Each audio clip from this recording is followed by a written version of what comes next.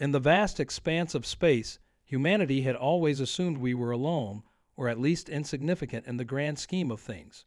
That was until they came, the Galactic Council, with their gleaming ships and advanced technology, looking down on our primitive civilization like we were nothing more than amusing pets. They found us just after we'd made our first colony on Mars. 5 massive vessels appeared in our solar system, broadcasting messages of peace and integration into their grand alliance of species. Their timing couldn't have been worse, or perhaps, in hindsight, it couldn't have been better. You see, Earth was dying. Climate change had ravaged our coastlines, and underground bunkers had become prime real estate. The Council saw this as an opportunity, offering us technology to fix our planet in exchange for becoming their protectorate. That's just a fancy word for servant race, if you ask me. I was there in the United Nations chamber when their ambassador, a tall, crystalline being called Vexthor, laid out their terms. Your species has proven itself resourceful, they said, those multifaceted eyes gleaming with what we later realized was contempt, but clearly incapable of planetary stewardship. Accept our guidance, and we will elevate you. The room erupted in murmurs. Half the representatives were ready to sign away our independence right then and there. The other half sat in stony silence, including Sarah Chen, our chief negotiator.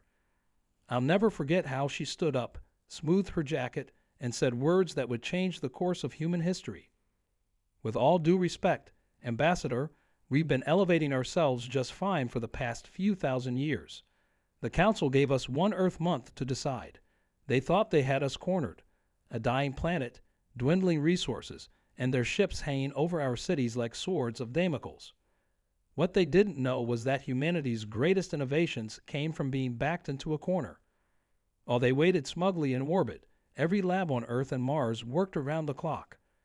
We've been developing environmental restoration technology for decades. It just needed a push, that final breakthrough. And nothing motivates humans quite like someone telling us we can't do something. 3 weeks into their deadline, it happened. Dr. Anna Patel's team in Mumbai made the discovery that would change everything. I remember watching the first test on a secure feed, a barren patch of Australian outback, transforming before our eyes, dead soil coming alive with microorganisms that could survive anywhere, restore anything. We called it Project Phoenix. The Council called it impossible. They'd never seen anything like it, probably because they'd never faced extinction enough times to get creative about survival. Their superior technology worked by controlling nature. Ours, we worked with it. When Dr. Patel presented our solution to the Council, I wish I'd had a camera to capture Vexthor's expression. Those crystalline features actually cracked a little, but that was nothing compared to what happened next, when we deployed the Phoenix Protocol globally. Our planet didn't just heal, it transformed.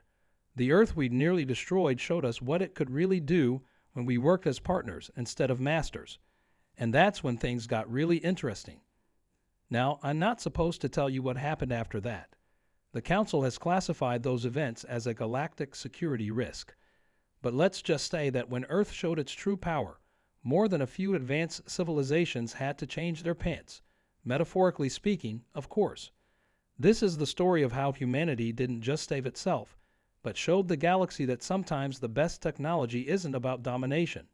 It's about cooperation. And let me tell you, what happened next made all those uppity council members wish they'd never heard of our little primitive planet. The first sign that Earth wasn't just healing, but evolving, came when the rainforests started growing back at impossible speeds.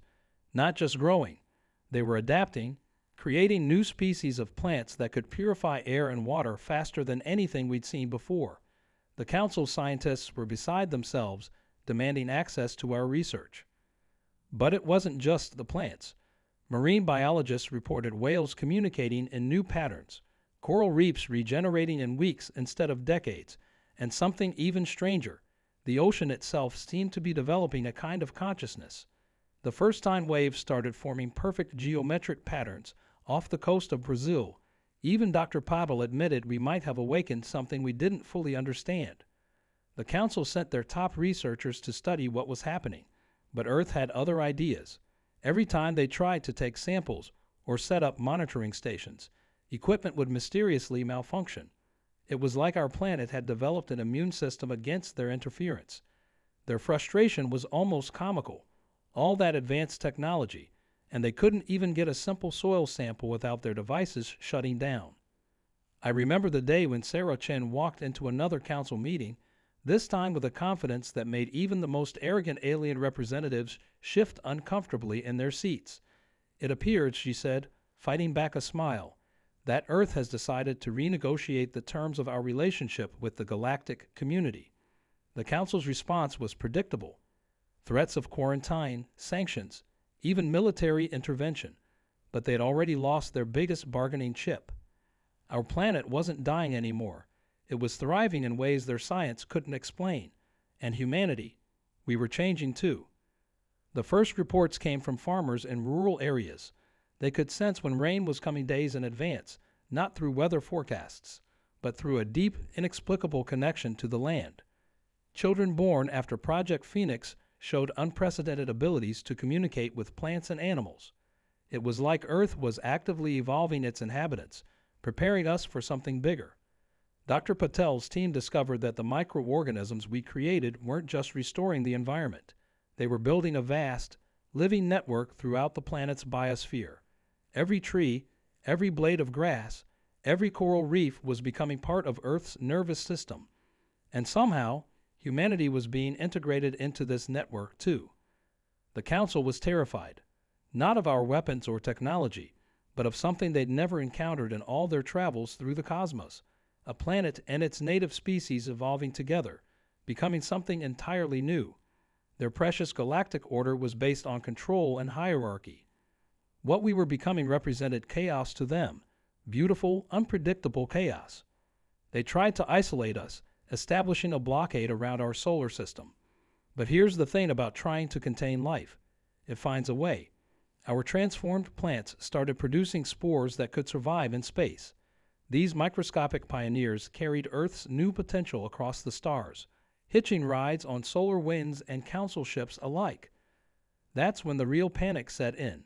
Reports started coming in from council worlds about strange environmental changes. Dying planets were mysteriously rejuvenating themselves. Indigenous species long thought extinct were reappearing. It was like Earth's awakening had triggered a chain reaction throughout the galaxy.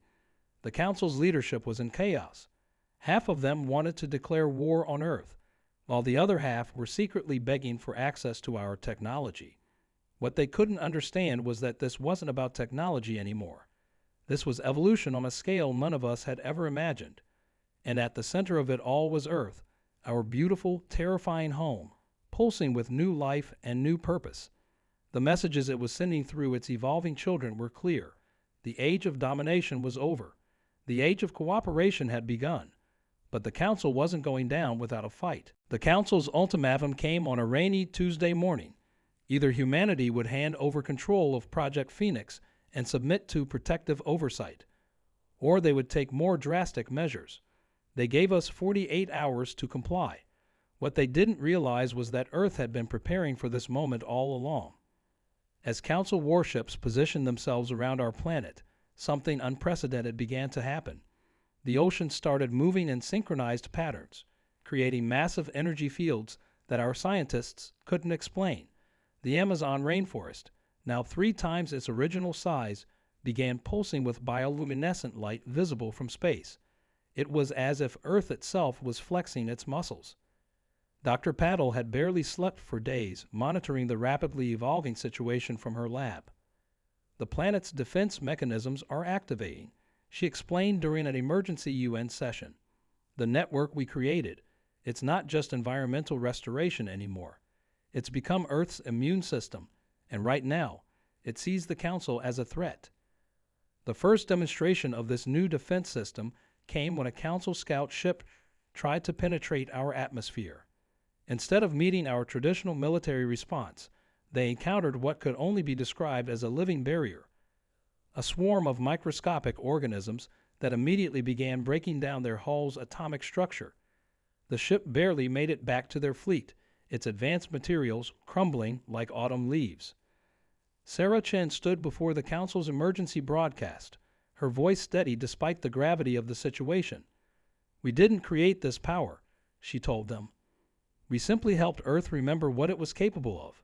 And now, it remembers everything, including how many species have tried to claim it before you." The revelation shook the galactic community. Ancient records began surfacing about previous attempts to colonize Earth, all of which had mysteriously failed. Our planet hadn't been overlooked by advanced civilizations. It had been actively defending itself for millions of years, waiting for its own children to mature enough to understand its true nature. As the Council's deadline approached, more ships arrived, but not all were hostile. Several member species, inspired by Earth's transformation, broke ranks and offered their support. They'd seen their own worlds beginning to heal thanks to our wandering spores, and they recognized something their leadership couldn't. The future of life in the galaxy wasn't about control, but coexistence. The Council's leadership was fracturing, but their military hardliners weren't backing down.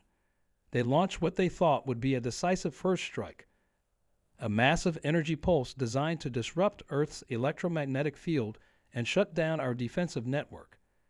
As the pulse descended through our atmosphere, every human connected to Earth's network felt it coming. We weren't afraid. We were ready. The pulse hit the Amazon basin first, and what happened next would be talked about in whispered tones across the galaxy for centuries to come. The entire rainforest lit up like a supernova, but instead of being destroyed, it absorbed the energy and began to change. The trees grew taller, reaching into the stratosphere, their branches weaving together into something that looked almost like, well, I'll save that revelation for what happened next. As Earth's response built to its crescendo, Dr. Patel's instruments were registering power levels that shouldn't have been possible. The planet's core itself was resonating, creating harmonics that extended far beyond our atmosphere. The Council ship's sensors were going haywire, their advanced technology overwhelmed by something they'd never encountered before, the fully awakened consciousness of a living world. That's when we all heard it, not with our ears, but with something deeper. Earth was speaking, not just to humanity, but to every living thing in the solar system. And what it had to say would change the galaxy forever. Earth's message resonated through every living being in a language beyond words, pure consciousness expressing itself through the complex network of life. But what shocked everyone wasn't just that Earth could communicate, it was what it revealed. Our planet wasn't just defending itself, it was implementing a plan millions of years in the making. The massive trees of the transformed Amazon began shifting, their molecular structure altering in ways that defied physics. They weren't just plants anymore. They were becoming organic transmission towers, broadcasting Earth's regenerative frequency across the galaxy. Each leaf, each branch became part of a vast organic array that made our most advanced satellite networks look primitive in comparison. Dr. Patel's lab instruments were detecting similar transformations happening beneath the oceans. The deep sea trenches, those ancient scars in Earth's surface, were healing themselves, but they weren't just closing, they were becoming something else. "They're turning into biological quantum computers," she announced, her voice trembling with awe. "Earth isn't just fighting back, it's upgrading itself." The Council's military response froze in confusion as their own worlds began responding to Earth's call. Reports flooded in from across the galaxy, dead planets spontaneously sprouting life, desert worlds developing atmospheres, even gas giants showing signs of organic activity. Earth wasn't just defending itself, it was awakening its sleeping siblings. That's when Sarah Chin received an urgent message from a defecting Council scientist. The information was staggering. Apparently, Earth wasn't unique. It was part of an ancient network of living planets, seeded across the galaxy eons ago by a civilization so advanced they transcended physical form. These worlds were meant to evolve together, nurturing life until it reached a point of harmony with its environment. The Council's aggressive expansion had interrupted this process, until now. But the militant faction of the Council wasn't going to accept this new reality without a final, desperate gambit. Their flagship, a massive vessel carrying their most powerful weapon, emerged from hyperspace at the edge of our solar system. Its target wasn't Earth this time. It was the Sun itself. Their plan was to trigger a controlled solar flare that would devastate our planet's new defenses. What happened next was something none of us expected. As the Council weapon powered up, the sun itself began to respond. Solar flares erupted in precise, controlled patterns, forming shapes that couldn't possibly be natural. Our star, it seemed, had been part of Earth's network all along, waiting for this moment. The transformed Amazon array suddenly shifted its broadcast, sending a signal not out to the galaxy, but directly to our star. The sun's response was immediate and spectacular. The corona began spinning in impossible geometric patterns, creating a gravitational lens that focused its energy not on Earth, but on the Council flagship. But this wasn't going to be a simple battle. As the Council ship initiated its attack sequence, something emerged from beneath Earth's oceans. Massive organic structures that had been growing there since Project Phoenix began. They weren't weapons or shields. They were something far more sophisticated. Dr. Peddle called them reality anchors, and they were about to reveal exactly why. The space between Earth and the Council flagship began to ripple, like reality itself was being rewritten. The quantum computers in the ocean trenches were calculating something vast, something that would fundamentally change our understanding of space, time, and life itself. As the Council weapon prepared to fire, Earth made its final move, one that would either save us all or tear the solar system apart. The next few moments would determine not just humanity's fate, but the future of all life in the galaxy. And as I stood there in Dr. Patel's lab, watching the impossible unfold on her monitors, I realized we were witnessing more than just a planetary defense. We were seeing the birth of a new era in cosmic evolution. As the Council flagship's weapon reached full power, Earth's reality anchors activated simultaneously. The space between our planet and the hostile ship began to fold in ways that made Einstein's theories look like child's play. What we witnessed wasn't just a battle. It was a fundamental restructuring of space-time itself. The quantum computers in the ocean trenches had calculated something extraordinary, a way to create a localized bubble of altered physics. Inside this bubble, the Council's advanced technology simply stopped working. Their weapons, their shields, their very method of manipulating energy. All of it was based on the physical laws they understood, but Earth had changed the rules of the game. The sun's carefully controlled flares wove through this altered space, not as destructive energy, but as pure information. The Council flagship found itself suspended in a field of living light, its crew experiencing something none of their species had encountered in their millions of years of space travel: direct communion with a star's consciousness. Dr. Patel's monitors showed energy readings that broke every scale we had, but something even more remarkable was happening. The Amazon array, the ocean quantum computers, and the solar flares were working in perfect harmony, creating a resonance that spread throughout our solar system. Mars, Venus, even the gas giants began to pulse with new life, awakening from their ancient dormancy. That's when the final piece of Earth's plan revealed itself. From deep beneath the Antarctic ice, a signal emerged, one that had been waiting there since before humans first walked upright. It wasn't a weapon or a shield. It was a key to unlocking something the Council had been searching for without even knowing it existed, the true purpose of their galactic expansion.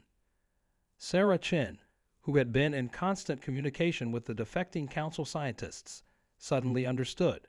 They were never meant to conquer, she announced over the global network. They were meant to connect. Their entire civilization was guided here, to this moment, just like we were guided to create Project Phoenix.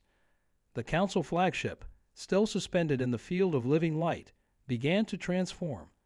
Its crystalline structure, once cold and artificial, started resonating with the same frequency as Earth's network. The crew, instead of facing destruction, experienced an awakening. They saw, for the first time, their true place in the galaxy's grand design. But the greatest revelation was yet to come. As the reality anchors stabilized the altered space, something impossible emerged from the quantum foam between dimensions. A message, encoded in the very fabric of space-time, left by that ancient civilization that had seeded the galaxy with living worlds, and its contents changed everything we thought we knew about our place in the universe. The message showed us that Earth wasn't just defending itself, it was implementing the final phase of a plan set in motion billions of years ago. Our planet, along with countless others across the galaxy, had been deliberately evolved to create a new form of cosmic consciousness. Humanity's role wasn't to conquer space, but to help birth something greater than ourselves. As the message played out across the altered space, every human connected to Earth's network felt a profound shift in understanding. We weren't alone, and we never had been. Our planet, our star, every living thing in our solar system, we were all part of a vast, ancient project to evolve the universe itself into something new, something wonderful. The Council leadership, watching through their fleet's sensors, finally understood the true magnitude of their mistake. They hadn't discovered a primitive world in need of guidance. They had stumbled upon the culmination of the galaxy's greatest experiment. And now, as Earth's transformation spread to other worlds, as the ancient network of living planets reactivated, they faced a choice that would define their civilization's future. But just as victory seemed certain, as the Council ships began powering down their weapons, something unexpected rippled through the quantum foam. A signal, older than Earth's message, carrying a warning that made even our awakened planet pause. Because sometimes the universe has a way of reminding us that every answer we find only leads to deeper, more profound questions. The warning signal pulsing through the quantum foam carried echoes of a conflict far older than our understanding of time itself. It spoke of a schism among the ancient beings who had seeded the galaxy, some believing that evolved worlds should be guided, others insisting they must find their own path. Earth, it seemed, had just proven the latter group right. Dr. Paddle worked tirelessly with both human and council scientists to decode the full message. What they discovered was both wonderful and humbling. We weren't just part of an experiment in planetary evolution. We were part of a galactic healing process. The aggressive expansion of civilizations like the Council had been an unintended side effect of worlds awakening before they were ready, reaching for the stars before understanding their connection to their own planets. Sarah Chen stood before the first joint assembly of human and council representatives, held in a transformed Amazon clearing where massive crystal trees now pulsed with bioluminescent light. "We stand at a crossroads," she announced, her voice carrying the weight of Earth's consciousness behind it, not as separate species, but as children of living worlds. Our task now is not to rule the galaxy, but to help it remember what it was meant to be. The Council's military fleet had transformed into something entirely new. Their ships, once weapons of conquest, became seeds of regeneration, carrying Earth's awakened spores to worlds that had forgotten their true nature. It wasn't terraforming as we imagined it. It was remembering, helping each planet rediscover its own unique consciousness. But Earth's transformation wasn't without its challenges. The integration of human consciousness with our planet's awakened network was causing profound changes in our society. Children born after the awakening could instinctively communicate with any living thing on Earth. Cities began redesigning themselves around massive organic structures that grew in harmony with human needs. We weren't becoming less human. We were becoming what humanity was always meant to be. The ancient warning, however, had merit. Not every world was ready to awaken, and not every species would choose to join the network of living planets. Earth's role, we realized, wasn't to force change, but to offer possibility, to show the galaxy another way of existing. As I stand here now, 5 years after that first confrontation with the Council, I can hardly believe how far we've come. The Amazon array has become a galactic beacon, broadcasting Earth's song to any world ready to hear it. The ocean quantum computers have evolved into a network that spans dimensions, allowing us to communicate with awakened planets across the galaxy. Dr. Patel's team has identified over 1,000 worlds showing signs of awakening, each in its own unique way. Some manifest crystal forests like our transformed Amazon. Others develop living oceans that dance with consciousness. Each planet, like each species, finds its own path to awareness. The Council, now transformed into the Galactic Coalition of Living Worlds, has established its headquarters on a floating island in the Pacific, where representatives from across the galaxy come to learn from Earth's example, not as conquerors or subjects, but as equals in the grand dance of cosmic evolution. And that first warning signal, it led us to something even more extraordinary. evidence that our galaxy isn't the only one going through this transformation. Across the vast expanse of space, other galaxies are showing signs of planetary awakening. Earth's revolution wasn't just planetary or even galactic, it was universal. As I finish recording this account of humanity's greatest transformation, I can feel Earth's consciousness gently touching my mind, reminding me that this isn't the end of our story. It's barely the beginning. Somewhere out there, across the quantum foam of space and time, other worlds are stirring, awakening, reaching out to join the cosmic dance that we've only just learned to perceive. The universe, it turns out, isn't cold and lifeless at all. It's alive, aware, and evolving, and we're all part of its grand awakening.